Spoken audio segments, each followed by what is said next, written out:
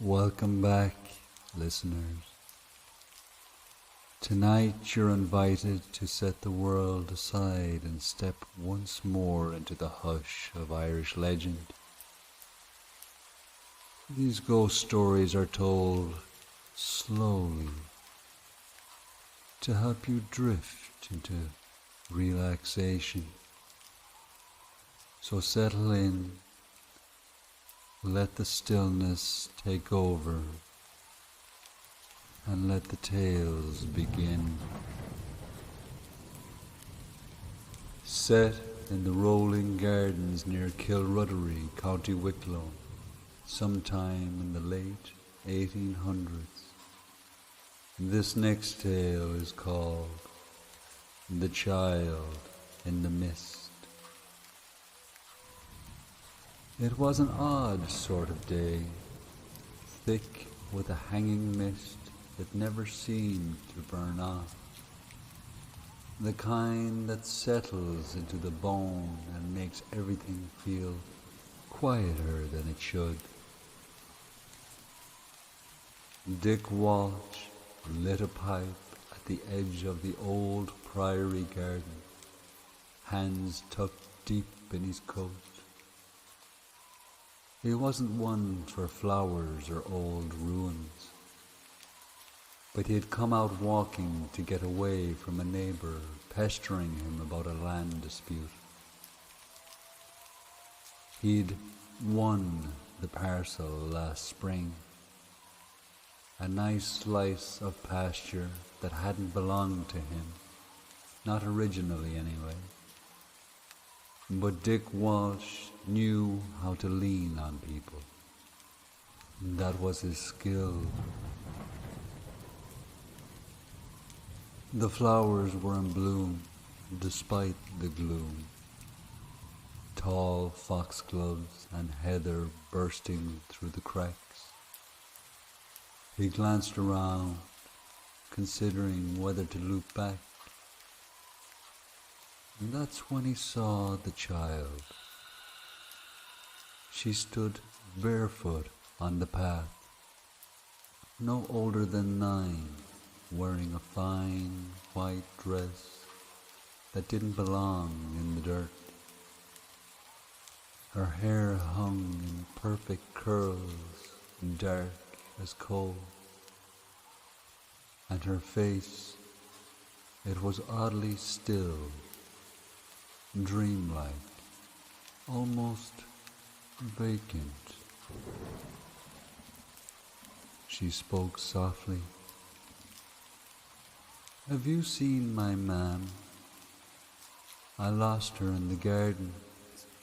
I think she went that way." She pointed along a narrow path, half eaten by weeds and framed in mist. Dick sighed. He could have walked away. He should have. But something, maybe guilt, or superstition, or just the pressure of the girl's wide eyes made him mutter, "Fine, come on then." She smiled, but didn't say thank you. She walked ahead, slow and deliberate, barefoot on the cold earth. As they moved, the garden changed. The hedges grew taller, closing in. The trees hung lower, their branches thick with thorns. The air, once foggy grey, began to darken, like smoke curling in from unseen fires. Dick kept walking, muttering under his breath, "You sure it's this way?" And the girl didn't answer. The flowers were gone now, replaced by dead ferns, gnarled roots, and brambles that scraped against his coat. The path turned to muck. He looked up, but there was no sky. only the thick black mist curling in slow tendrils through the twisted grove. "Where have you gone, girl?" he called out. "Enough of this now." There was no reply.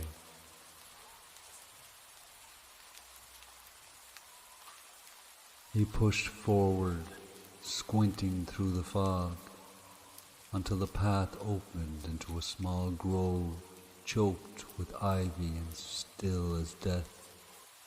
The girl was gone.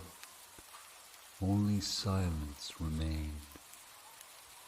Then a giggle on the wind, high, shrill, and inhuman. Then a whisper as soft and cold as the mist. "For your sins," Dick waltzed. The mist lurched, curling like smoke caught in a sudden wind, and then, in a moment, it was sucked backwards, drawn into the ground, the trees, the stones, vanishing in an instant. They found Dick Walsh 3 days later, slumped in his chair at home, eyes open, face pale, no sign of violence nor a struggle, just gone, like the breath had been quietly pulled from his lungs. And the priest said natural causes, but old Maggie down the lane had other ideas. She said she'd seen him in the priory garden that morning, and that was no mist she saw rising from the ground. They say Dick once cheated a family out of their land, leaving them penniless, and they say it's no coincidence he died alone, clutching at his chest like the weight of the earth had turned inward. And if you walk the priory garden when the fog rolls in, you might hear a small girl's voice on the wind.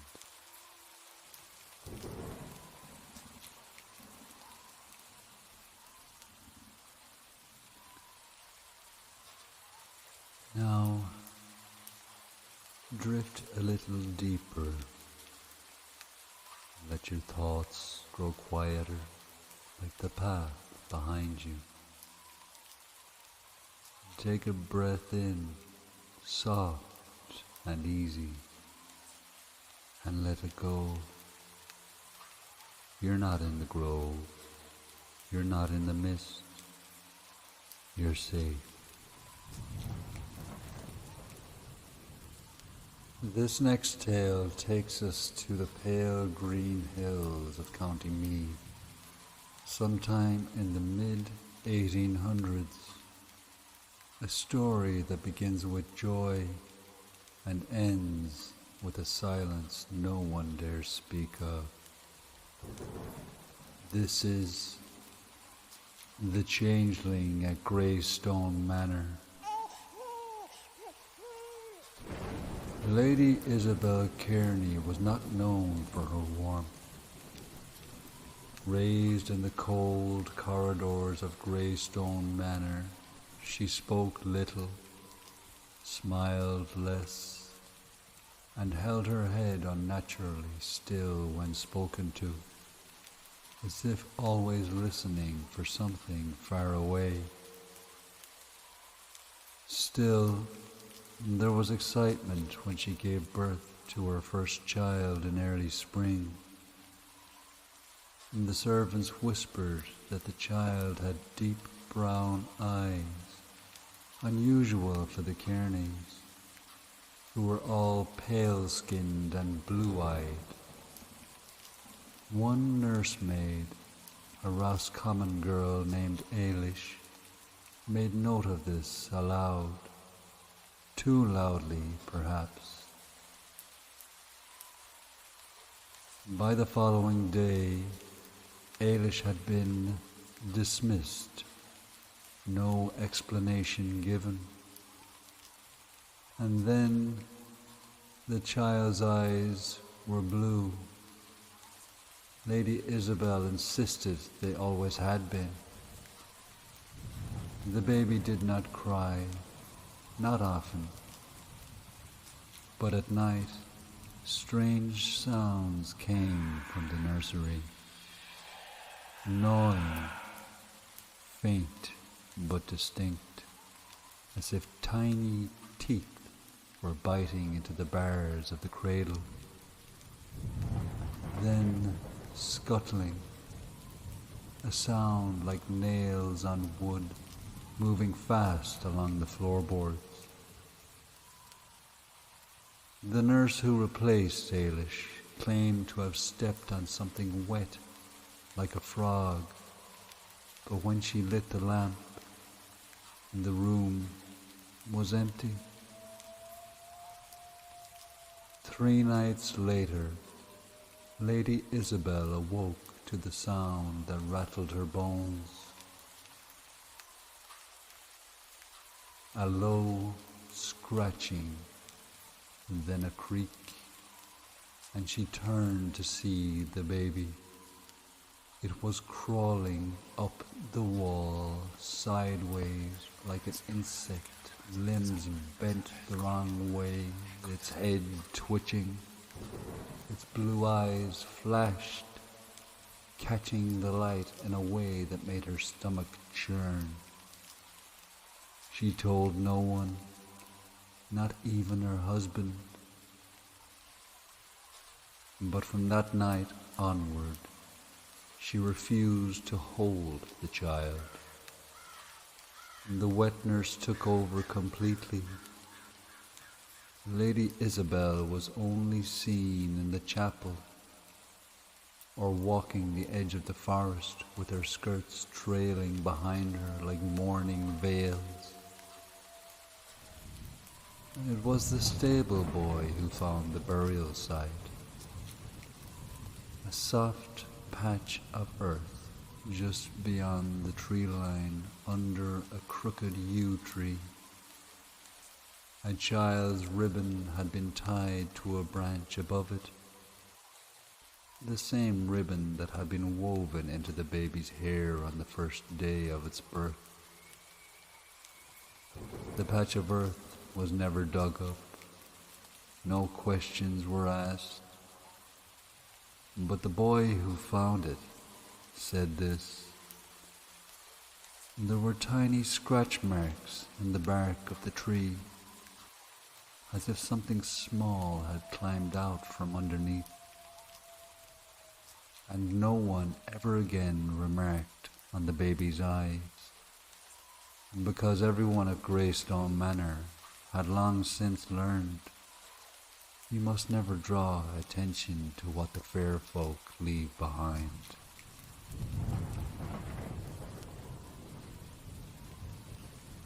Let your breath settle. The world beyond this one drifts farther with each moment. You're safe, warm, still, and a new story awaits just around the bend.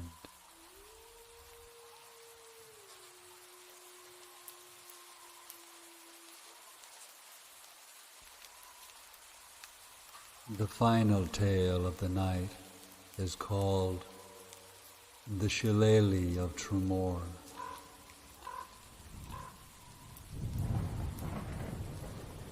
Old Joe MacBride lived in a crumbling cottage just outside the town of Tramore, County Waterford. He was the sort of man people barely noticed, always hunched, always quiet, always poor. For most of his 70-odd years, he scoured the shorelines for driftwood and kelp, and he muttered to himself when the tide turned odd. One night, With the sea cloaked in fog and the moon strangled by cloud, Joe stumbled upon a stick buried in the wet sand. It was gnarled, blackened, and smooth, polished by time and tide. A shillelagh, he thought, and without thinking twice, he took it. That was the first night things turned strange. He used the stick to walk home, the mist wrapping around his legs like a ghost trying to trip him.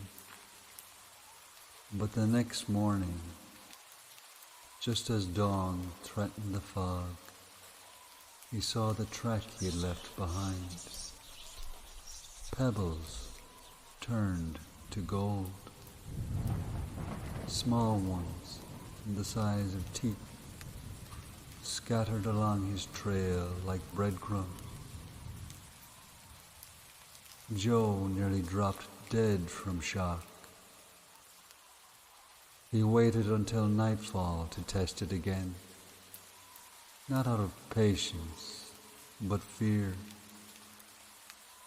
And sure enough, with the mist back and the shillelagh in hand, every stone the stick tapped turned to shining gold. He began to walk further into the night, through the woodlands, down forgotten tracks, even up to the cliffs that dropped into the roaring sea. And each morning his pockets grew heavier, but so did he. A week passed, his knuckles stiffened, his skin darkened, first to brown, then to a bark-like grey. His face began to crack and dry, yet still he walked. Locals started whispering. They said they saw Joe standing motionless by the cliffs in the dark. Others said they heard him talking to someone, though no one else was ever there. They said the wind around his house didn't blow. It whispered. And then, one morning, he was gone. Only his shillelagh remained, stuck upright in the soil at the cliff's edge. Beneath it, a single golden footprint. Some say he turned to wood and tumbled into the sea. Others believe the Shillelagh had been with him all along, dragging his soul with every greedy step. Those spirits of the unburied dead, always searching for one more soul to carry into the wind. They say if you walk the cliffs of Tramore on a misty night, you'll hear footsteps that don't belong to you. And if you follow the sound, you may just find a trail of golden stones. But you best not pick them up, not unless you're ready to give up everything else. And so our final tale draws to a close as the mist settles and the last footsteps fade into silence. These old stories have a way of stirring something deep, ancient, familiar, whether you're already drifting or lying still with your thoughts. Let your body sink. Let your breath soften. You've earned your rest. If you found these stories helpful and relaxing you tonight, consider liking this video or subscribing to the channel There'll be new Irish ghost stories to soothe you every week, always whispered with care, always told to guide you gently towards sleep. Until next time, may your dreams be calm and your footsteps your own. Good night.